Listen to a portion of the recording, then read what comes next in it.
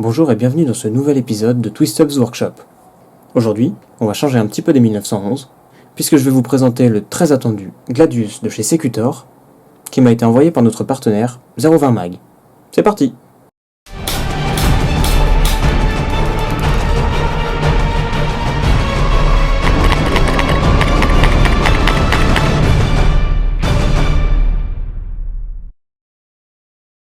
Voici donc la boîte dans laquelle vient Gladius. 020 Mag a eu la gentillesse de m'envoyer quelques items en plus du PA. On retrouve donc 2 bannières, 2 posters, ainsi que ces 6 patchs plutôt sympathiques à l'effigie de la marque, et un chargeur gaz supplémentaire. Vous pourrez noter la présence de la fameuse devise Civis Pacem Parabellum, qui a été repris par notre association en Civiscatum Parabellum. Si tu veux le chat, prépare-toi à la guerre. Entrons dans le vif du sujet. La réplique vient avec des instructions de sécurité, un manuel d'installation de la Sparklet dans le chargeur, ainsi qu'un très joli manuel d'utilisation en couleur. Pour le reste, on retrouve un joint torique supplémentaire pour le chargeur CO2, un nozzle été à réduction de puissance, le chargeur au CO2 avec un stippling assez sympa. On peut ici le comparer au chargeur gaz fourni par Secutor, qui possède une base plate. Et voici donc le PA que j'ai reçu dans sa version bronze, avec donc un canon de couleur bronze, mais également une frame avec une couleur un peu métallique. J'avoue que j'aurais préféré du simple Dark Earth. La réplique possède d'excellentes finitions.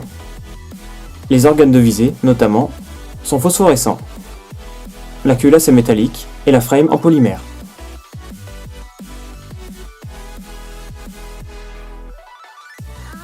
Celle-ci possède un stippling qui me semble avoir été fait à la main.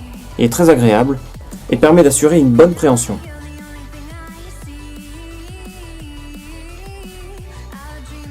Si Secutor avait choisi Kajiworks pour son Rudis, il s'agit manifestement ici d'une copie de Glock 17 de chez APS, comme le démontre la présence de la sécurité caractéristique des modèles de la marque. Celle-ci est d'ailleurs très appréciable et je la trouve personnellement mieux que le système Marui.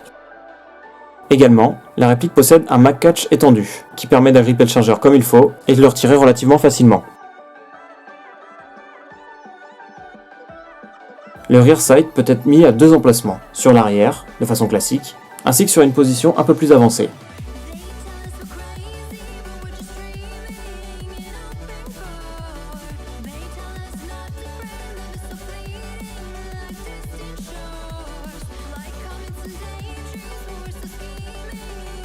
En effet, la réplique possède 2 trous à l'arrière de la culasse, et ces 2 trous vous permettront de monter un Red Dot type Dr Sight ou RMR.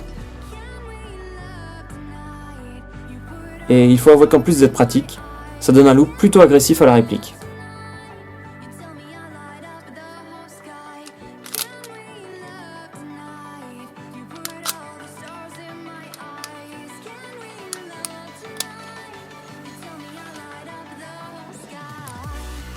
Comme la majeure partie des Glock modernes, la réplique possède un rail en dessous du canon, qui vous permettra d'y fixer un laser, ou comme pour moi, une lampe.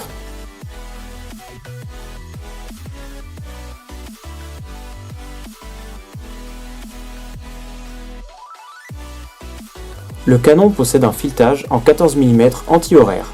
Celui-ci vous permettra de mettre un silencieux, ce qui semble être la marque de fabrique de Secutor, car c'était déjà le cas sur le Rudis.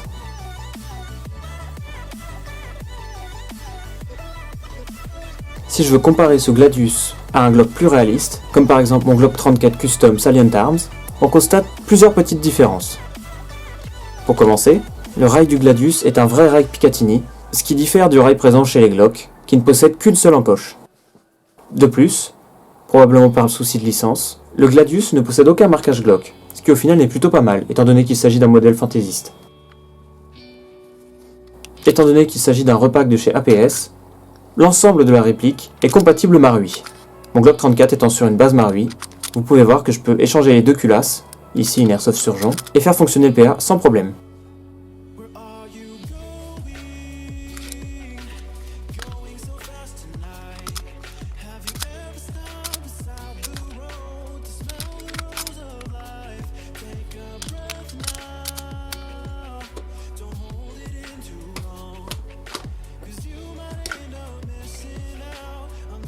Au niveau des chargeurs, la réplique est bien entendu compatible avec les chargeurs CO2, mais également à gaz, sortis chez Secutor, mais elle peut parfaitement fonctionner avec des chargeurs Marui ou compatibles, comme ce chargeur WE.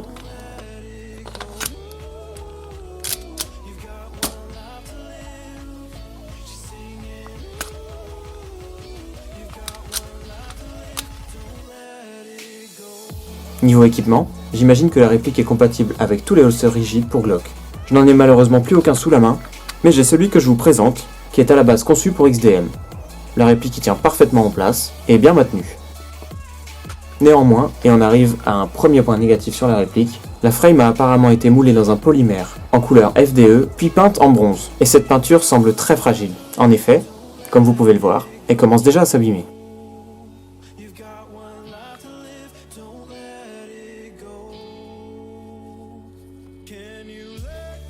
Pour charger le chargeur en CO2, ne faites pas comme moi et lisez le manuel. Il s'agit de mettre la sparklette à l'envers par rapport à d'habitude, puis de serrer la grosse vis sous le chargeur jusqu'à entendre le petit pchit.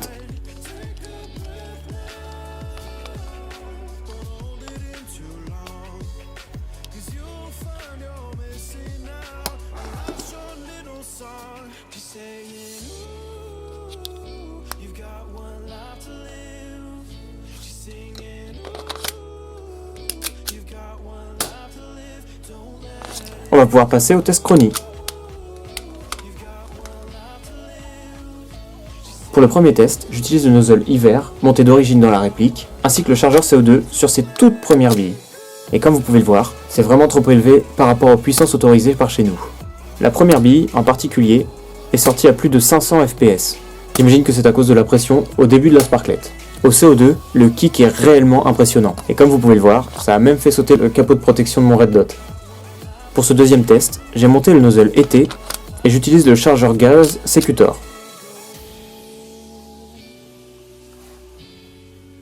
Ici, on est réellement sur des puissances plus acceptables, à environ 260 fps à la 0,20 g et au propane.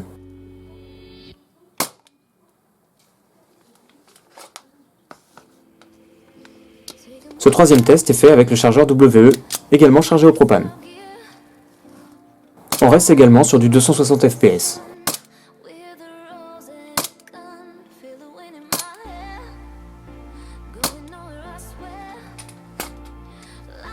Enfin, avec le chargeur CO2 et le nozzle été,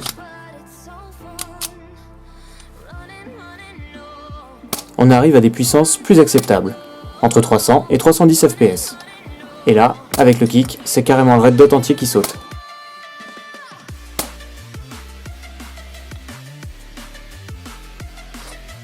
En conclusion, je trouve que ce PA semble de bonne qualité. Il possède des finitions plutôt sympas, même si j'aurais préféré une frame en Dark Earth, offre des prestations custom appréciables, les trous dans la culasse, les marquages au-dessus du canon, le canon fileté, ainsi que la possibilité de pouvoir mettre un Red Dot dessus, permettent réellement de sortir du lot en termes de Glock. D'après les tests que j'ai déjà pu faire et ce que vous avez pu voir au chronie, les cycles semblent être plutôt réguliers, et niveau performance, c'est plus que correct en sortie de boîte, car la réplique lève sans problème de la 0,20, de la 0,23 ou de la 0,25 g. Cependant, au niveau des points négatifs, on notera une puissance vraiment trop élevée au CO2 et avec le nozzle hiver, une peinture de la frame qui semble trop fragile, et également un autre petit problème dont je n'ai pas parlé plus tôt, l'impossibilité de retirer le canon externe de la frame, car le tour du filetage, qui a été collé au reste du canon, est plus grand que l'orifice du bout de la culasse. Pour finir, il vous sera nécessaire de nettoyer la réplique en la recevant, car celle-ci est vraiment trop graissée d'origine, et dégouline d'huile de silicone. Il y en a également plein de joints au pup, ce qui peut, s'il n'est pas nettoyé, le rendre poreux et donc inefficace. Et voilà, c'est tout pour cette vidéo. J'espère qu'elle vous aura plu. Si vous avez la moindre question, n'hésitez pas à la poser en commentaire. À la prochaine!